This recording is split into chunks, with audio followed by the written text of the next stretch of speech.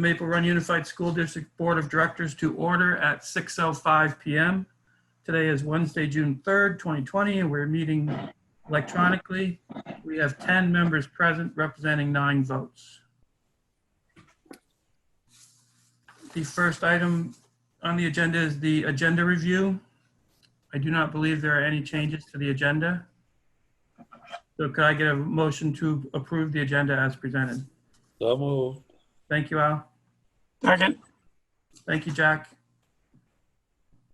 All those in favor signify by saying aye. Aye. Aye. Opposed? The ayes have it, 9-0. Please join me for the Pledge of Allegiance. I pledge allegiance to the flag of the United States of America, to to the republic for which it stands, one one nation, nation, under under God, God, indivisible, with liberty and justice for all. Oh, thank you. Hi, everybody. Hi. Aye. Do we have any visitors who wish to address the board? Brenda, Jason, if you could let me know if somebody.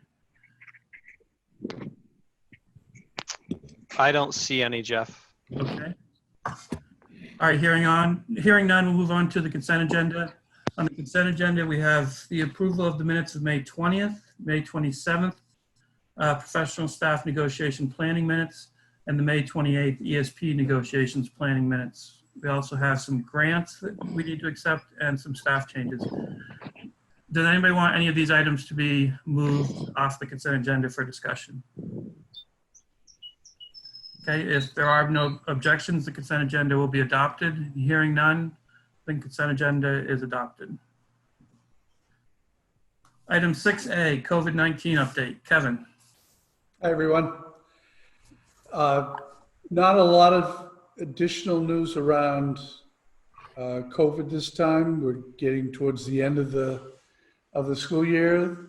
Things, as I mentioned last time, are going quite smoothly. Everybody is still up and running and working towards the end of the year, getting grades done, etc.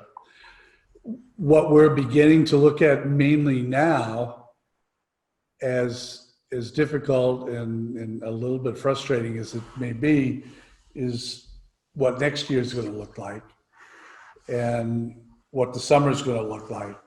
We've already talked last time about the summer program and that we are doing some summer work, specifically at City and moving ahead with that. But we're looking at September now because we well know that it's June 3rd. And while it sounds like it's a long time away, until we know exactly what's going to be expected of us for September, we may or may not have a lot of work to do. So we're continuing to look for guidance from the governor and from the AOE. At this point, we haven't received any, but we're hoping that's going to happen soon.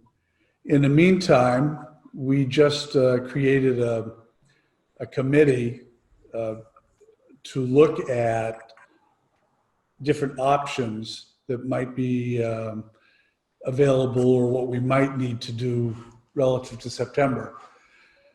And that's, again, it's tough to do because we don't know the direction. So we're looking at a huge different picture, everything from what will it look like if we open school totally to what will it look like if we don't open school at all and continue to do remote learning. And in addition, what do we do if, for various reasons, we can't have everybody at school, either because of safety issues, because of CDC guidelines, because parents or students might be fearful to still come to school. So also, what will that look like, and how could we do this kind of hybrid program if we have people at home and people at school? And we've just begun that conversation.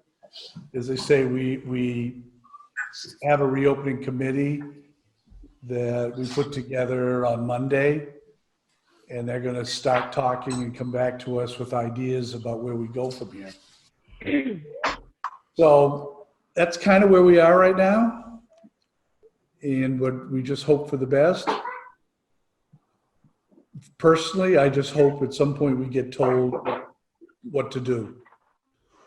I think we can be ready to do just about anything if we just get told this is the direction we want to move in. And in the meantime, we'll just continue to do the research.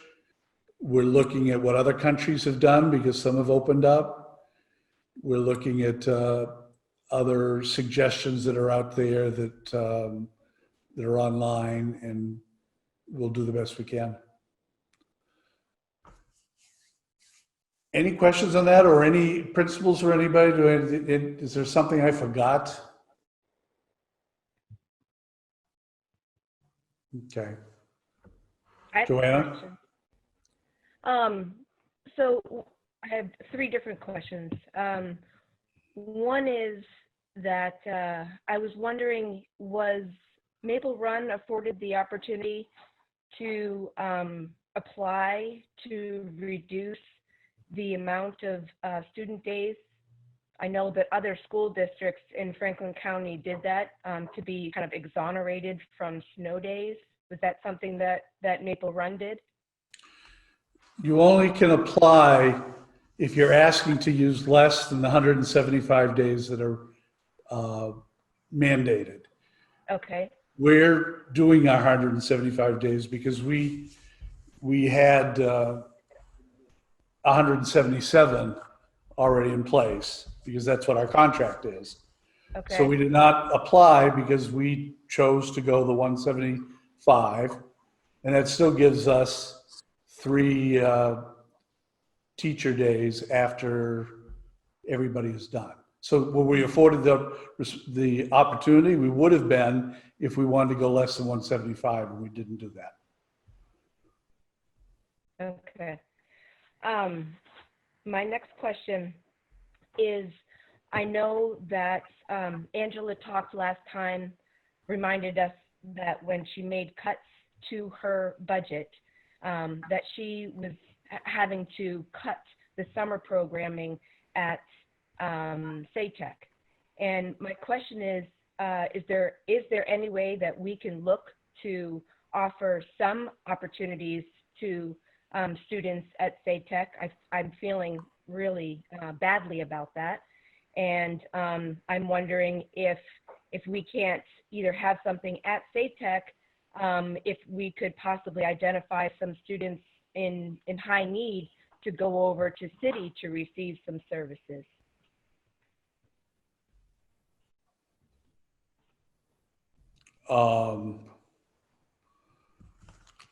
My short answer is the board chose that they would go with those cuts, and we had to go with certain cuts, which was... I understand that, but that was before COVID.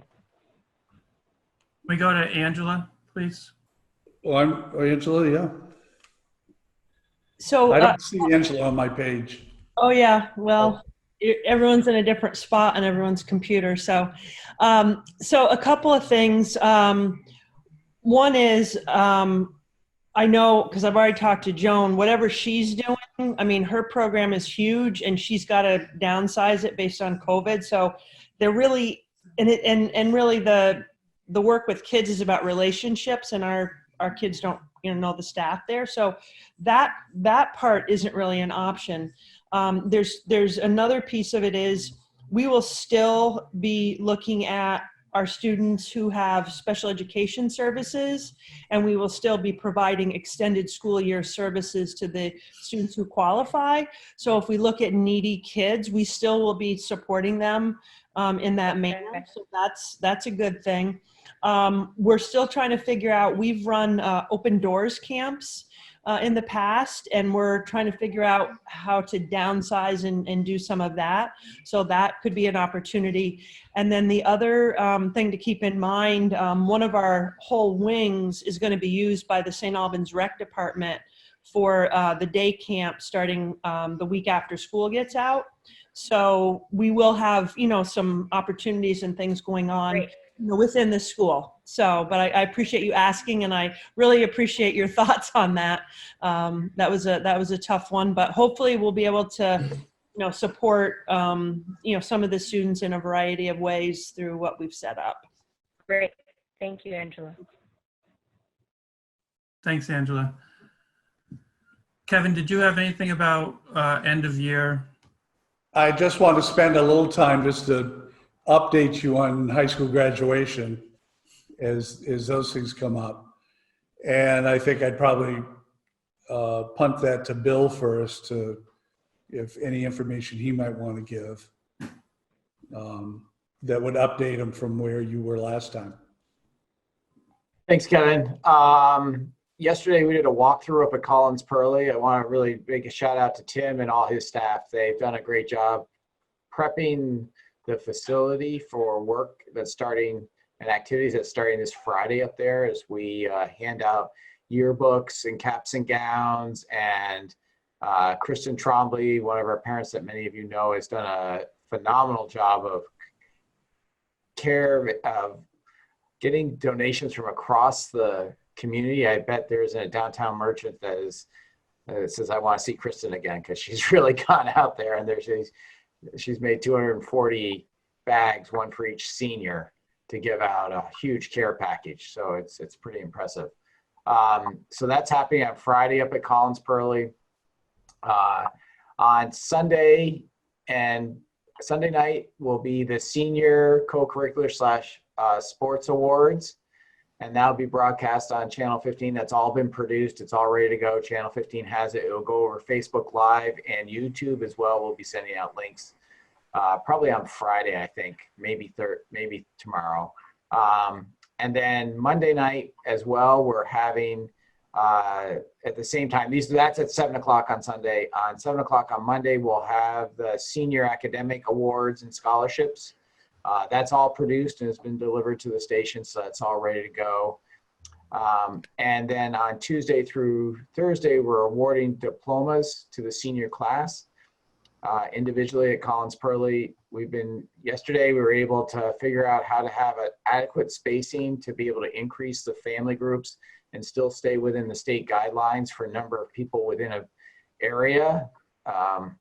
And I kind of have to say it that way because Collins Pearly, like the rink and the tennis courts, aren't a room, but they are an area. So Tim had a occupant space required square footage per person that we're able to stay under and still get and increase the family members to 4, from 2 to 4, and still keep 10 feet in between family groups. I know the standard says 6, but we're trying to get 10 to 20 feet between groups to really space them out, and then have folks being able to wipe down surfaces. And we're trying not to have anyone touch any surfaces. So we'll be propping doors and things like that.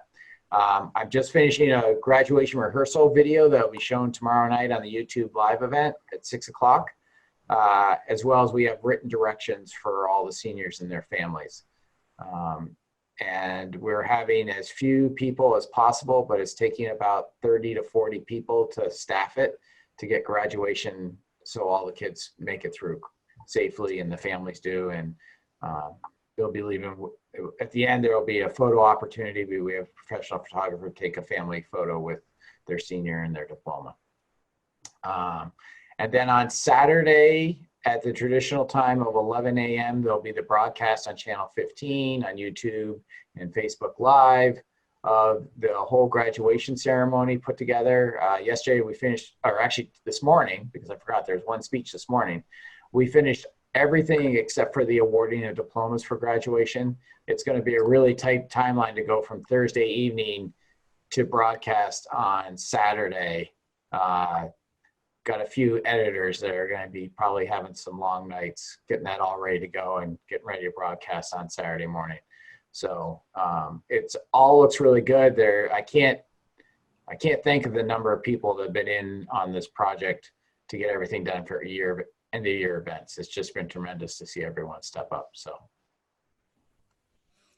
Thank you. And I would add, this has truly been a community event and endeavor to make this work. And I'm just amazed the logistics that have gone into this, the man and woman hours to make this happen, to allow the numbers of people that we'll have going through that place over 3 days to each have the chance to have an individual diploma, being able to be given the diploma on a stage, on the traditional stage, and then to get photographed, to be filmed.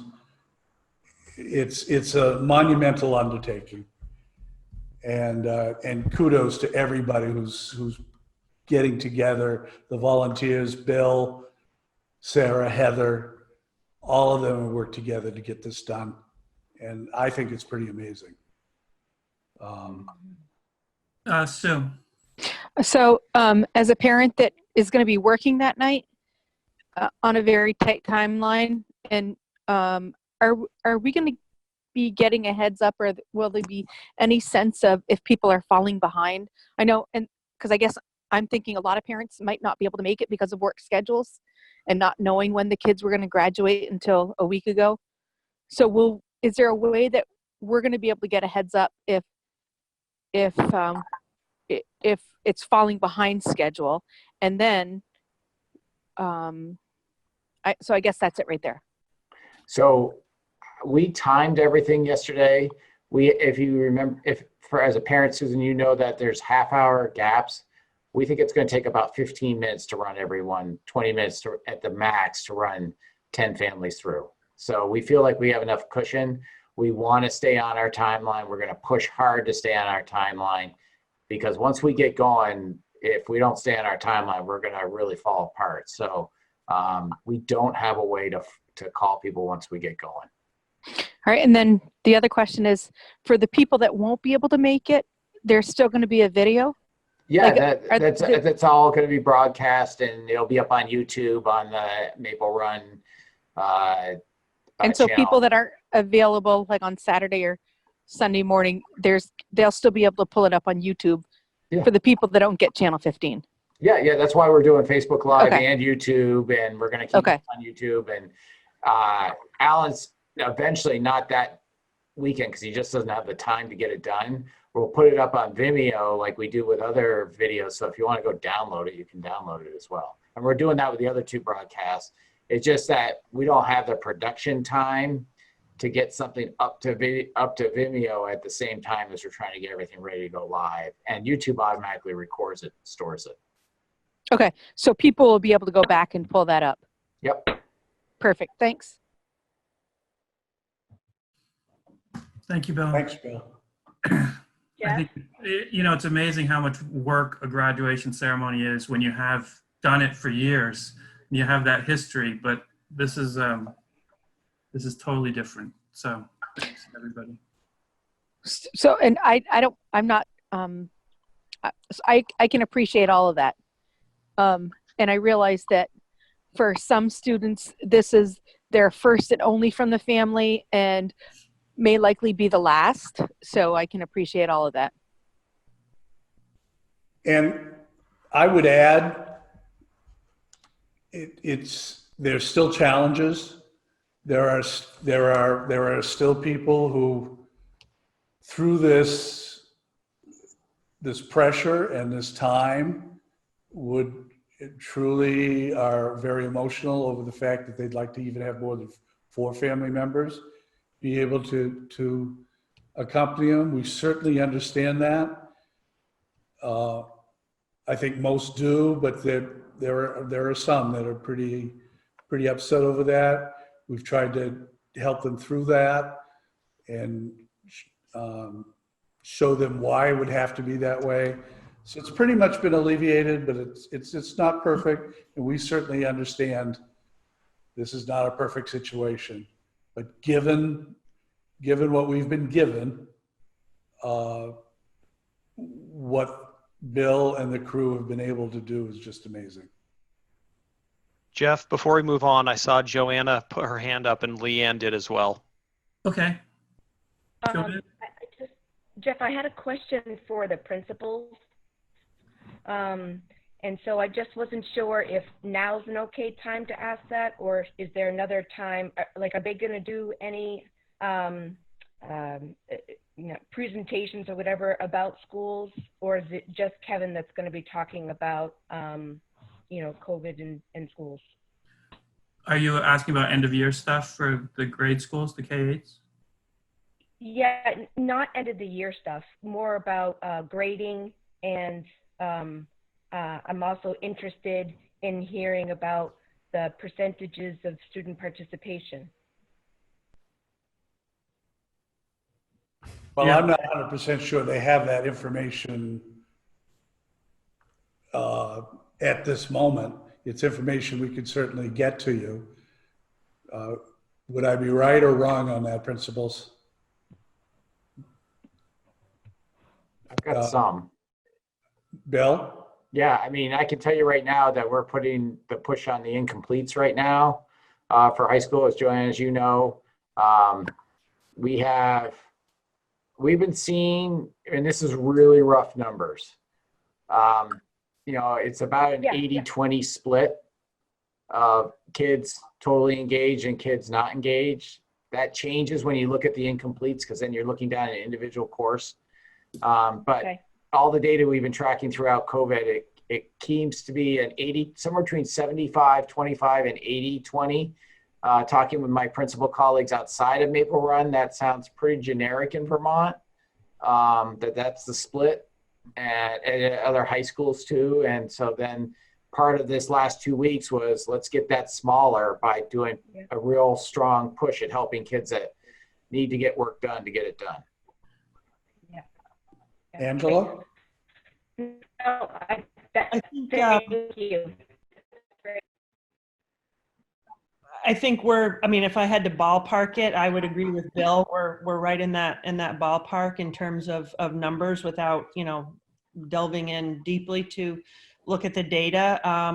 I think we have to be really careful too, especially in the pre-K 8s, because the younger students, the participation, they're young. So some of it depends on the parents and their ability to get them on in different situations. So we're trying to just, tread kind of lightly in terms of the reporting, providing some narratives, and we have some things, to share, try to use some of the information before we closed if we're using any standards. So, so it's a little tricky, but, depends on the day.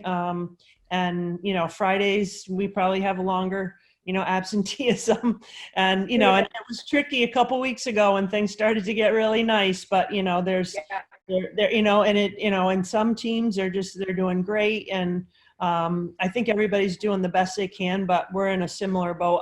I'm going to say, just by looking at my overall, data over the past, months, I think we're in the same ballpark as Bill described. Thank you. I think I saw Sue's hand. So my question is, how does that compare to the norms at this time of year? I'm going to say, especially for like BFA. Like, I know that towards the end of the year, parents get letters saying your daughter is at risk for failure to graduate because of A, B, and C. So how does that compare to the typicals for schools like BFA and the others? So, Sue, I haven't asked that question what it looks like in other years. We've been tackling all the kids, especially the seniors right now. We've been putting I'm just going to use the analogy of full court press. Heather and Sarah and Preston and Lisa and Leanne have been calling, emailing. We had robocalls go out this week. So we're, we're trying to whittle that list down. I would say from previous years, from what Chris had always told me, it's amazingly pretty close. There's always a significant number of seniors that this time of year are getting the phone calls saying you still haven't got this done. So I Yeah. couldn't give you exact numbers, but I don't think the 80-20 is probably too far off. I think moving forward, it's going to be important to know that information. And God forbid we're doing this a year from now, but in case we are, I think it's going to be important for us to know, is that the norm? Is that typical for every year, or is this due to, connectivity and equity issues? So I just want to put that out there for future thought. Sean? I think if we're going to start trying to figure out engagement levels in the elementary grades, we're going to need some pretty robust rubrics to help us determine what counts as engagement and what doesn't as well.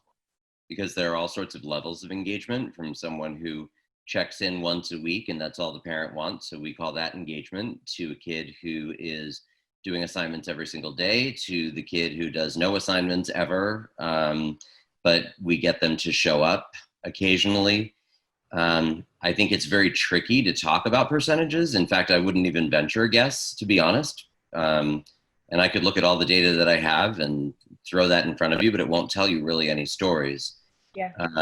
And on a regular basis, I think, we don't award credit, and retaining a student is a really, really serious decision at our level. And, we follow the American Association of School Psychiatrists or school psychologists sort of guidance on that, which really doesn't permit for a whole lot of retention. So I think, if the board decides that they would like that kind of data, you're going to need to create a pretty easy to use rubric to figure out what counts, what doesn't count, and how that's going to look, because I honestly would have no idea how to pull that information out of thin air.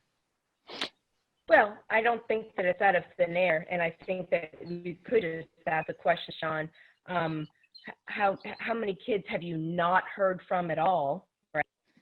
And my intention behind the question is not about grades. My intention behind the question is absolutely around contact, which then goes into equity, which then goes into what can we do differently to increase those numbers, unfortunately, if we might be back in the same place again.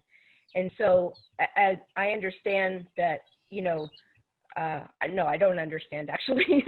I hear that Kevin wanted to stick with the 175 days, but 3 days to talk about all of this stuff, I don't think is very much time.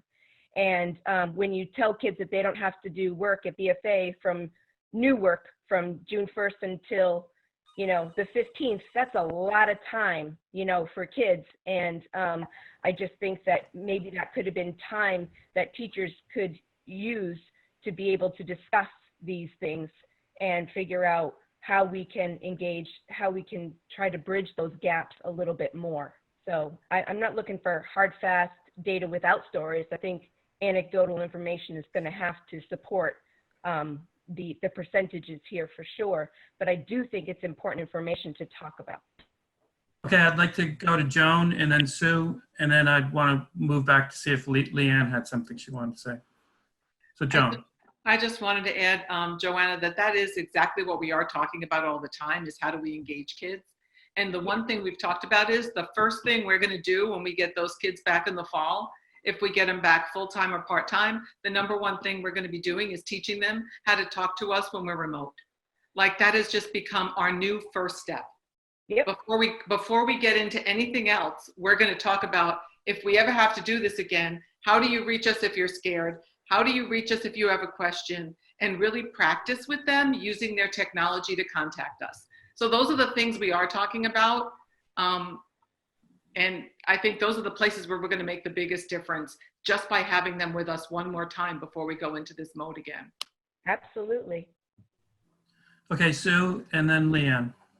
So I am, I guess my question is more about whether or not, how does this compare to last year and the previous years in terms of has this been successful? Has this been successful compared to the last bunch of years? Because I would imagine, and again, what is success?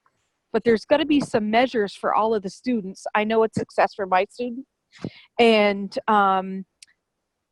And I guess I would hope that we would have some markers that could say, it worked pretty well for most all of the students compared to the last 5 years, or another 20% of the students dropped off compared to last year.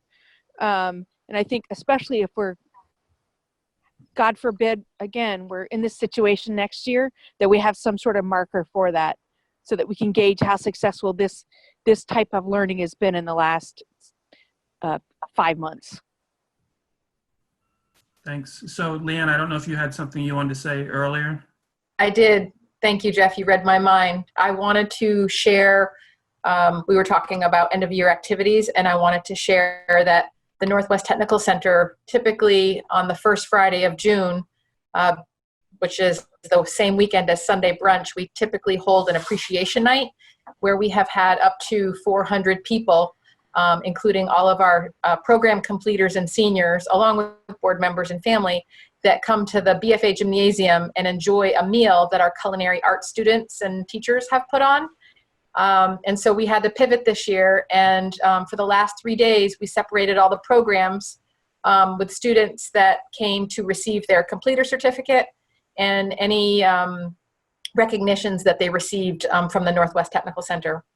So students parked down by the auto program. We were very careful to socially distance. Everybody wore masks. They walked up the sidewalk on our beautifully garden pergola, 2 building trades, to a podium, 2 claps from their program instructors and administration. And we were able to recognize them. We are putting all of that together. I should say Dino Patsouris is putting that all together in a YouTube video that will be aired on Friday, which is when we would typically have our appreciation night at 6 p.m. But it will also be recorded so people can watch it on their own time. And we're saving some surprises towards the end. We have some scholarships that we'll be giving out. And also we have always recognize Northwest Technical Center Student of the Year.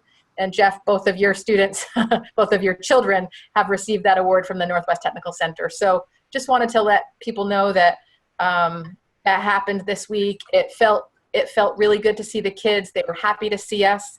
I would say we had about 98% attendance, which is very, very, very good in my eyes. And those that couldn't make it reached out and gave us a reason, and they'll be sure to tune in on Friday.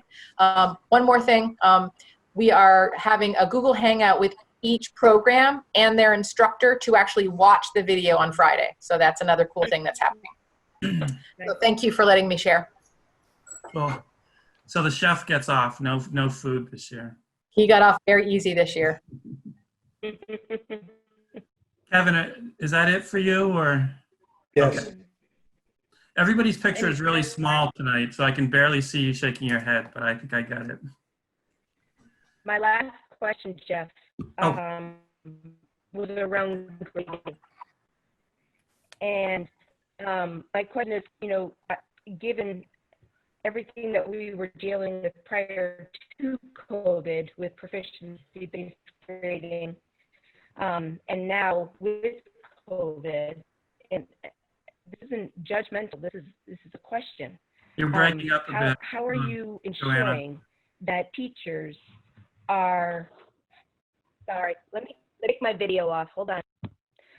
How are you working with teachers on making sure that grading is as equitable and as consistent as possible? Because I'm listening to my own teachers talk about it at Sheldon, and it makes me concerned about for the high school level. Bill, do you want to take that? I'm not sure that I got all of it. I can tell you about where we are with our proficiency work right now. It's actually been the work of what we're prepping for the end of the year. And I heard the word equitability in there as well, or equitable in there. What I can tell you right now is that we've been actually, probably 3-4 weeks ago, got back on the proficiency timeline that we were on. We're off by 2 months of where we wanted to be, but I think we're going to hit the end of the year. One of the nice things about having the 3 days at the end of the year is to be able to do the remote learning well, the proficiency actually helps you do remote learning well. It makes it easier. So one of the things we've been talking about with department heads is our scoring guides that we were working on and alignment for those. And we're actually checking for alignment right now with the new school scoring guide. And moving to Google Classroom, one of the silver linings of COVID is that everyone at BFA, they aren't right now, but starting next school year, and we're like down to 3 or 4 instructors who aren't, everyone will be on Google Classroom. Google Classroom has rubric tools on it that standardize the rubrics, which that work is being done by a subcommittee of teachers that Sarah's leading. She could give you an update on that. That's something that we're working on. And that's coming to department heads next week to really be ready to go for the last 3 days. Leanne and Sarah are designing the professional development for Northwest Tech BFA because we're doing that together. So they're the lead folks on that. The proficiency work, I actually think the big concept that we're trying to work on, and my experience tells me it's really teacher by teacher. It's not, you can't dictate this from the top because it's classroom teaching is so personalized, is understanding that proficiency-based scoring isn't assignment-based scoring. And what I mean is you don't have to, one kid doesn't have to turn in all the assignments that another kid might do. It's about showing you're proficient. And that's what we've been working on at BFA. And I know you could talk to some of the high schools in the state that are recognized for leading this effort. And when I talk to the principals in a quiet room, they're like, yeah, I still have some teachers that are basically turned their old point system into a proficiency system and all assignments count. So I don't know of a high school in the state that isn't working on that with some of their staff. And that's really a one-on-one growth for each staff member. And so we're working that through as well. And that's the hard, long work of proficiency work. That's not going to turn tomorrow. Thanks, Phil. Yeah. Okay. I'd like to move on to item 6B, ratify the professional staff master agreement. After our last meeting, the professional staff negotiations team met with Mike and Keith and their group. And we're coming back to you tonight with what we discussed at our last meeting, which is we took the agreed upon contract and cut it back to 1 year. So everything else is the same as what you have seen previously and we've talked about.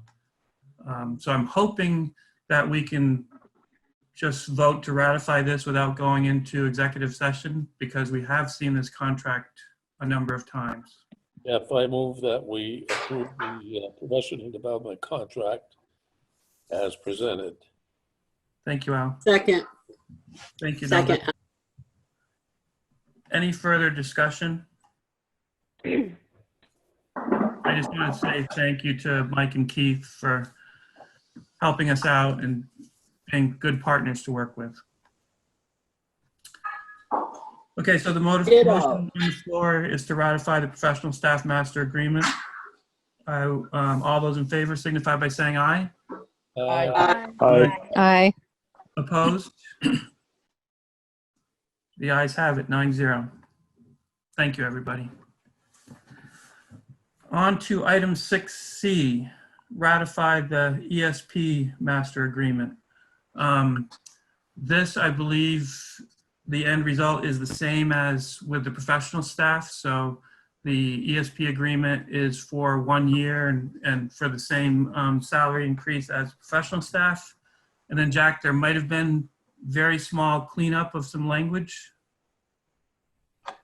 Yes, the proposals that the association had in the beginning, had a few controversial things that they were willing to drop. And the only language changes really were about having the behavior interventionist. Bill, am I saying that job correctly? That one that affects about 8 different articles, because that job is now included under the ESP agreement. So there were basically language changes that don't really amount to any money issues. And the association agreed to the same health plan as the teachers agreed to, the state-approved health benefits, and the pay increase is the same as the teachers. So it was a pretty good tentative agreement, and I'm looking for the board to approve the ESP Master Agreement, which is obviously in your attachment. And Jack, that was the behavior consultant position. Yeah, behavior consultant, sorry. That's okay. So the changes probably were just around adding behavior consultant wherever we had a list of types of. Correct. Employees, yeah. Correct. Okay, so what's the will of the board? This as well, I think is pretty straightforward, and I'm hoping that we don't need to go into executive session for it. But if enough people feel that we do, then we could do that.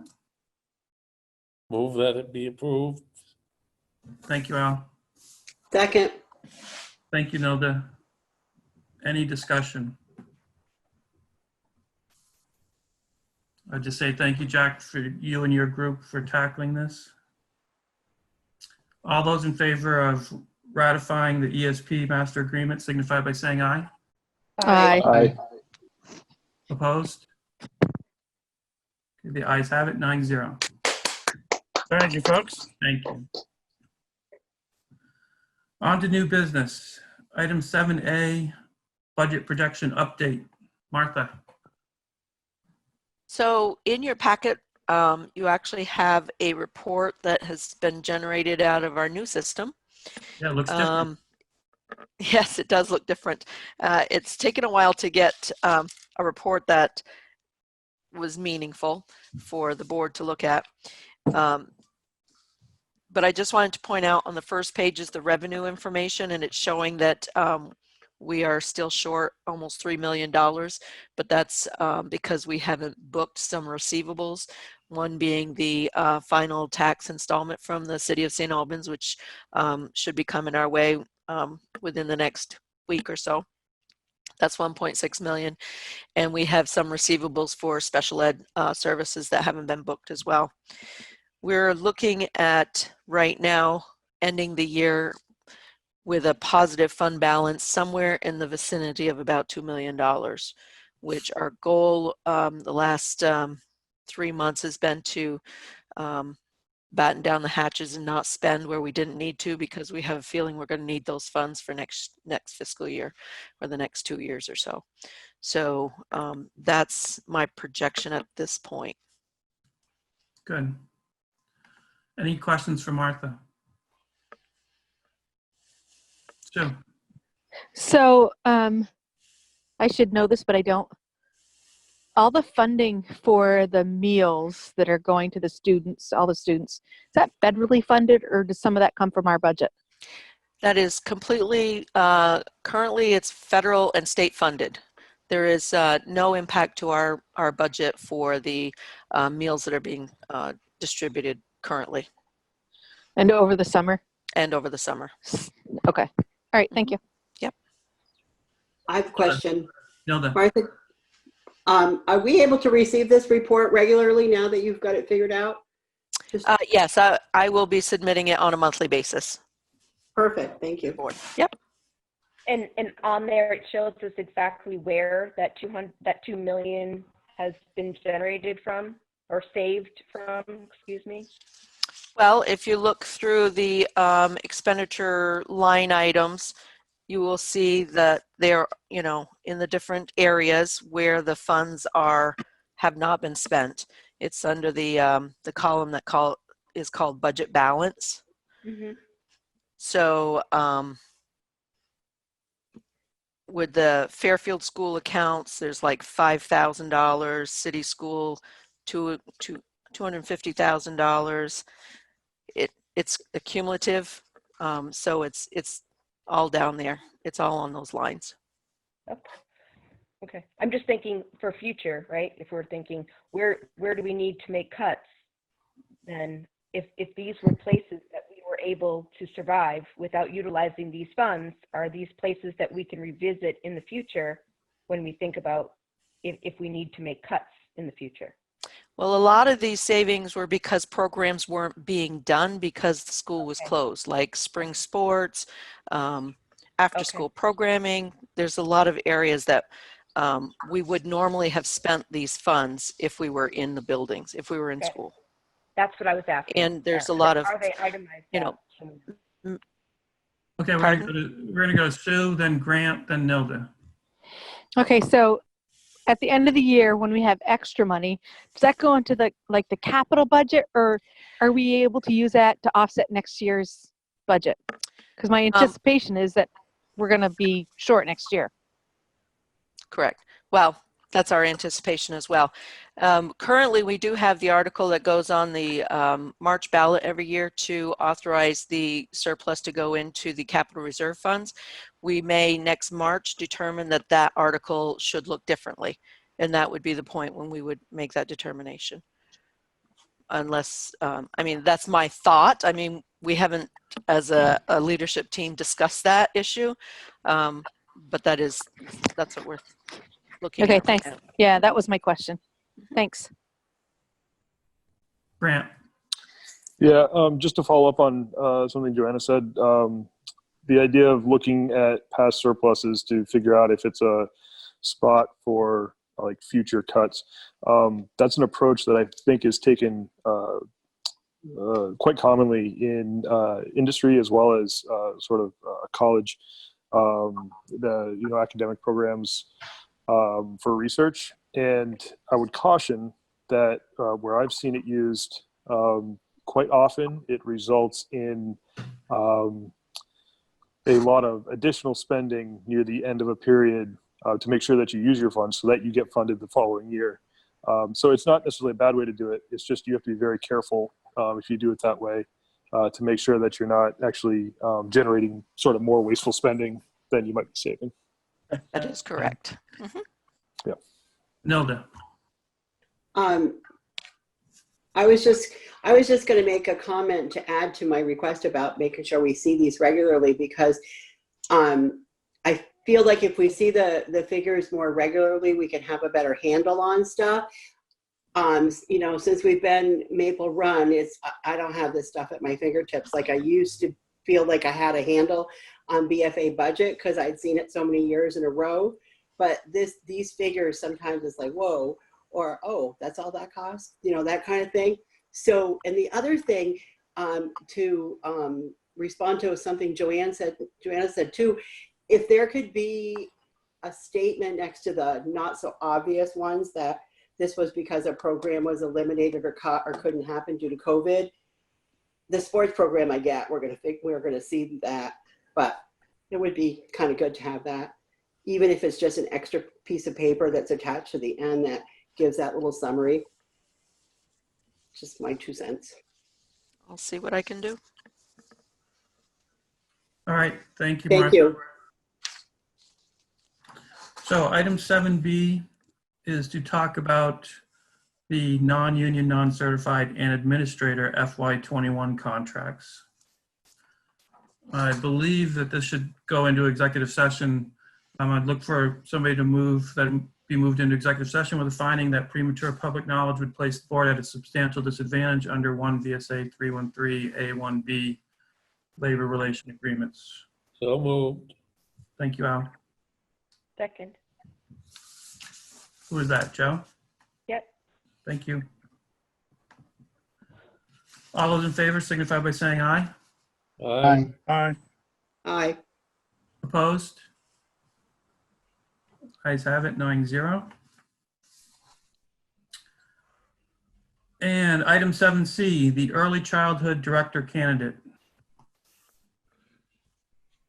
So as you know, our early childhood director is leaving us, is moving out of the area, and Melanie, of course.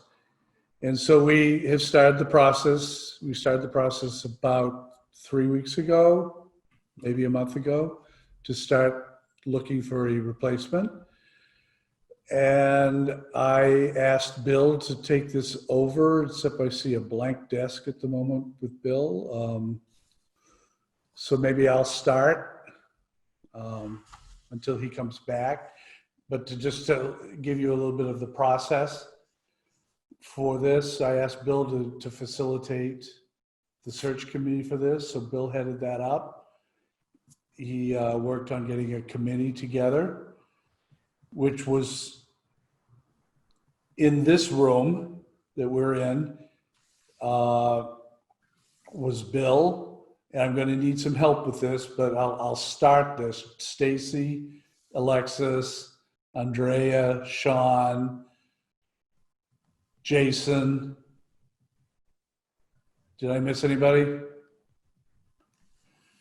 As well as that, Bill's back now, but just because I don't want to shock him immediately, Jason, could you possibly mention who the other people were who were on the committee? I can't off the top of my head. It's all a blur. I've been on so many hiring committees, to be quite honest. Bill, that's fine. Thank you, Jason. I'm sorry to put you on the spot. Oh, no, that's fine. I'm just being honest. It's a whole blur with the number of hirings that we've had and what teachers from which buildings have been involved. So, of course. So, Bill, we're starting to talk about the ECP director position. I was starting to talk about the process, which you headed up. I gave the administrators who are on the committee, and I'm wondering if you could just help out with the other people who were on the group. Yeah, I'm just getting to my notes. Sorry. I need a quick minute there. I'm sorry. Thought I had this ready to go. You don't need to be sorry, Bill. You sound like you're pretty busy.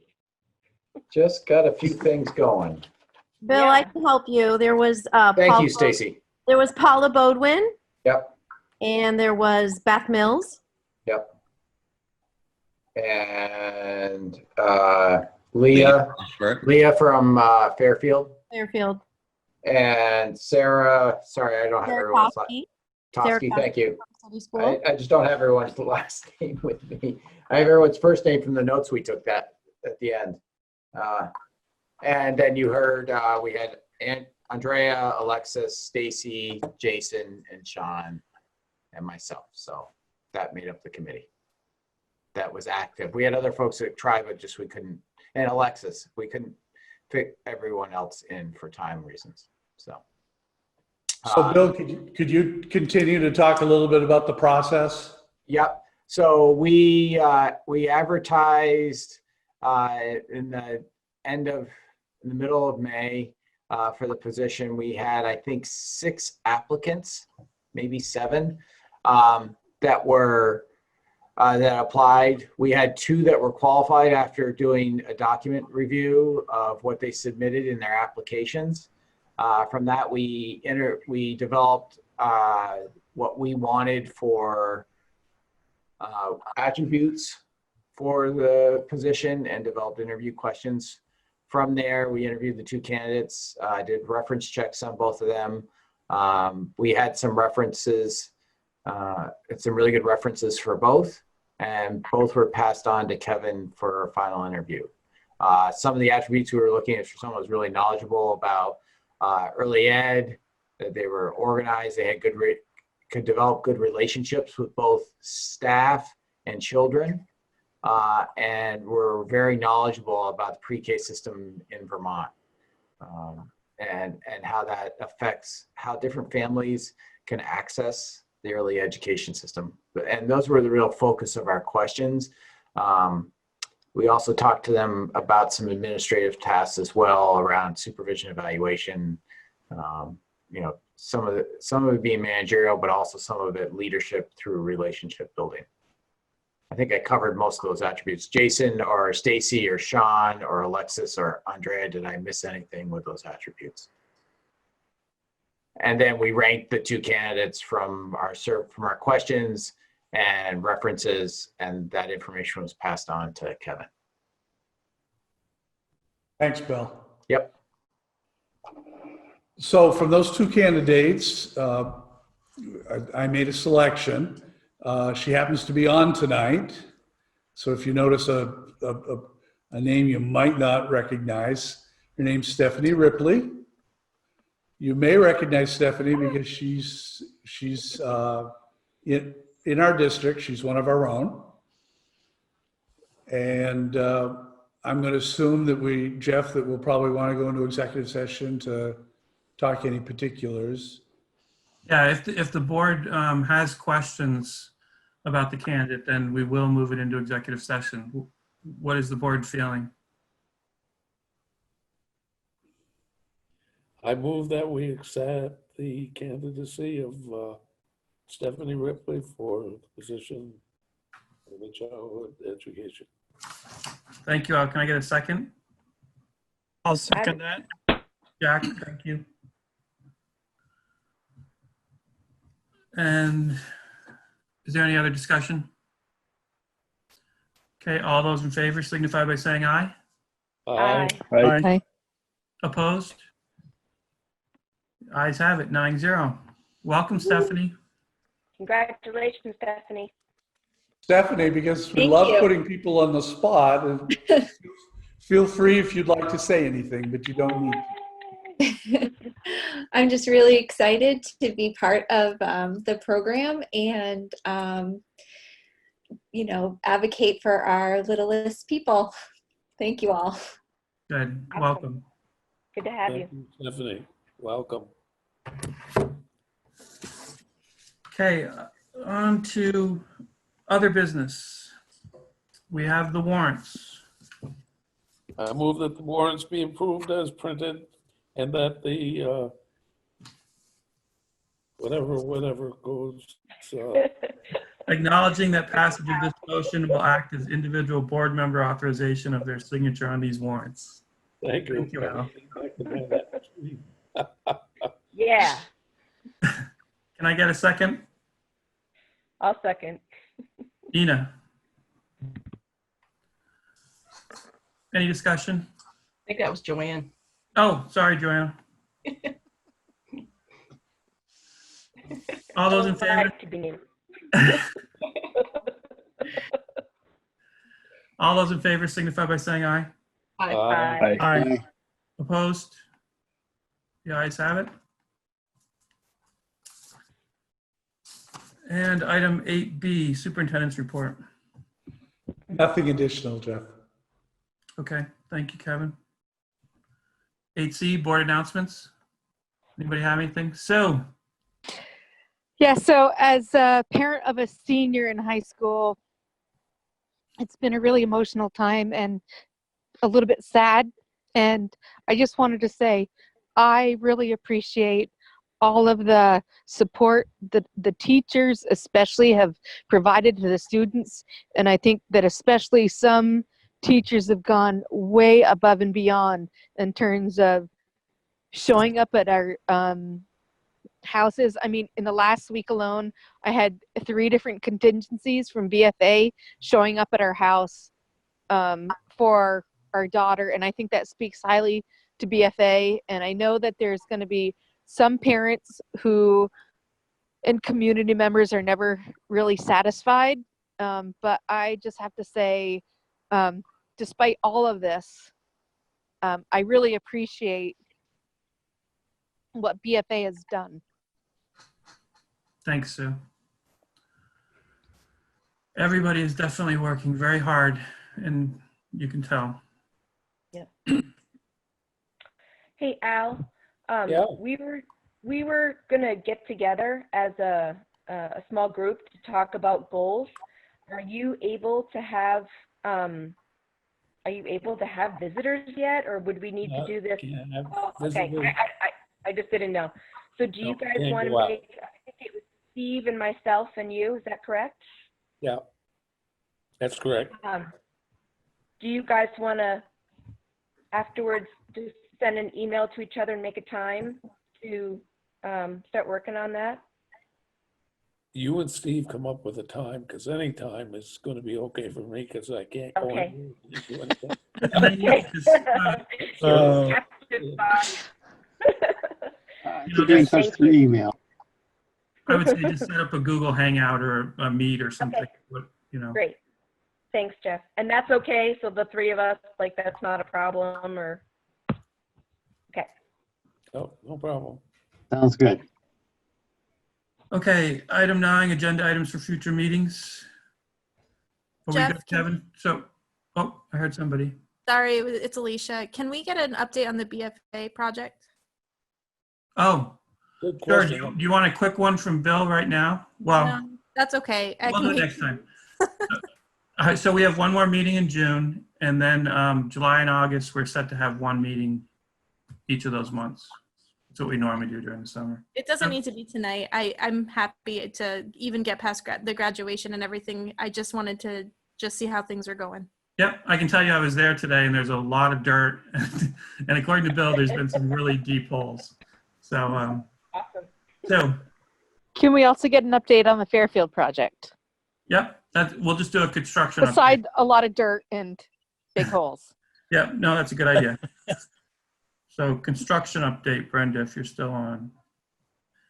Okay, now I'd look for a motion to go into executive session under 1 VSA 313A1B labor relation agreements with employees to discuss non-union, non-certified, and administrator FY21 contracts.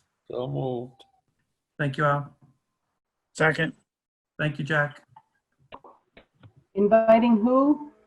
Oh, to include Kevin, Bill, Martha. That's it. Kevin, Bill, Martha. No, oh, yes, I'm sorry. Yes, I got that right. you did. This time. All those in favor signify by saying aye. Aye. Aye. Aye. Opposed? The ayes have it 9-0. So, okay, we are out of executive session. I would entertain a motion indicating that the board approves a 3% increase to all non-union, non-certified employees and a 3% increase in the first year of a 2-year contract to administrators. So moved. Thank you, Al. Second. Second. Thank you, Nilda. Any discussion? All those in favor signify by saying aye. Aye. Aye.